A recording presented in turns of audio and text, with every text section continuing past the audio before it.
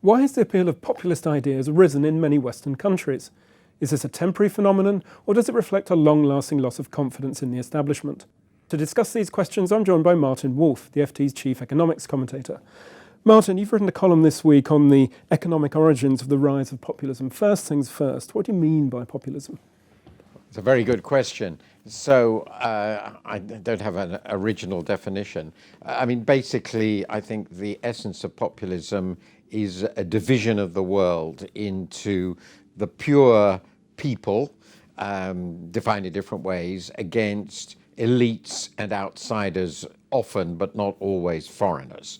So that's the sort of basic binary division. And then within that, there follows, and I think it's an important thing that follows, is a view that institutions, courts, independent media, even a sort of established bureaucracy that restrain the right of the people, or more importantly, the person or people who represent the people, from doing what they want, are themselves illegitimate.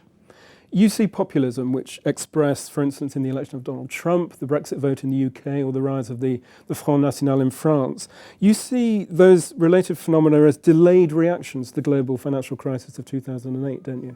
Yes, that seems to me a significant part of it. I've discovered there's a very interesting literature out there, and I think it's very important. Why has this happened? There's clearly been a very important rise in these ideas, and they are very powerful now in Western countries. So why has this happened?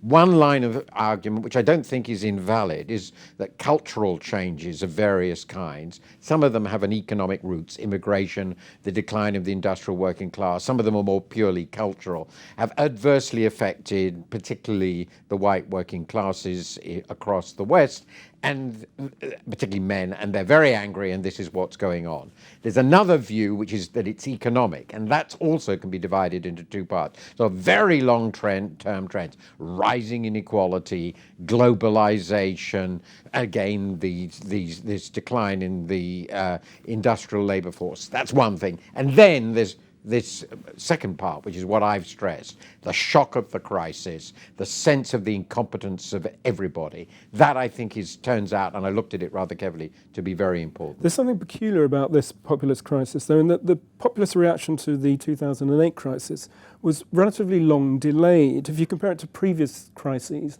this was a relatively slow burn. Why do you think that was? I think that's a very interesting question. My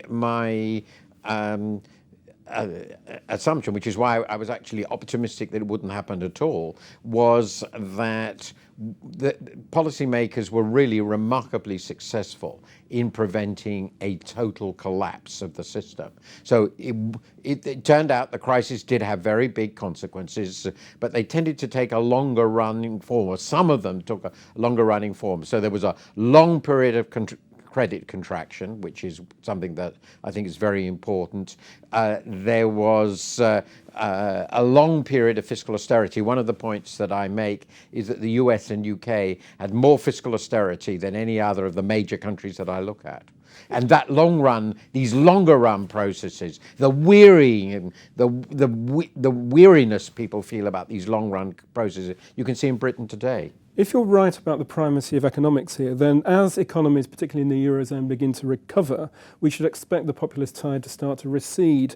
Or is that sort of optimism misplaced in your view? Well, I do think that's part of indeed it's a story I tell, that in fact, that is, with luck, part of what's going to happen. The worst might pass. But we have to remember, decisions have been made. Brexit has happened. Mr. Trump has been elected. And as a result, Mr. Renzi has been weakened in Italy dramatically. As a result, we have to live with the consequences of past populism, even if it fades. Martin Wolf, thank you very much.